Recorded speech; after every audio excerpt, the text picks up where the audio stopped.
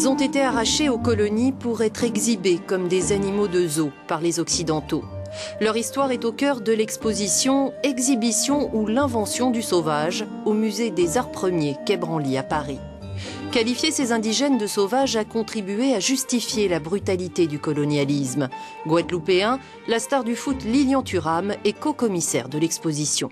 Je crois qu'il faut avoir le courage de comprendre que chacun de nous, nous avons des préjugés et que ces préjugés ont une histoire.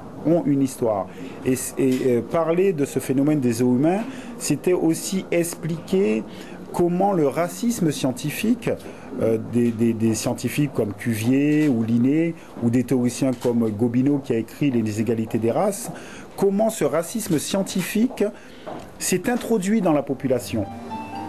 De la découverte de l'Amérique en 1492 jusqu'à la fin du XVIIIe siècle, le spectacle est réservé à une élite européenne avide d'exotisme.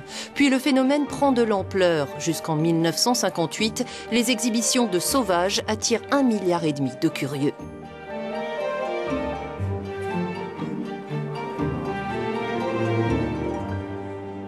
Les visiteurs de l'époque pouvaient aller voir au jardin d'acclimatation des personnes qui venaient d'Asie, d'Amérique, d'Afrique, d'Océanie, derrière un enclos, et ils étaient présentés comme des sauvages.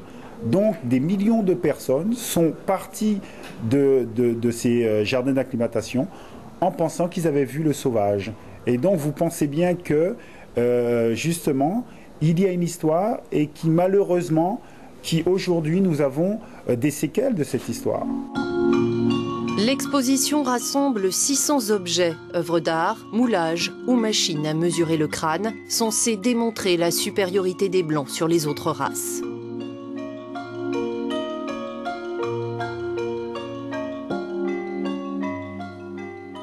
À un moment donné, ça devient un phénomène de masse et on va créer la différence et on va créer une distance. Et qu'est-ce qui fait la distance? C'est les rideaux. Qu'est-ce qui fait la distance? C'est les tréteaux sur lesquels on mettait ces gens.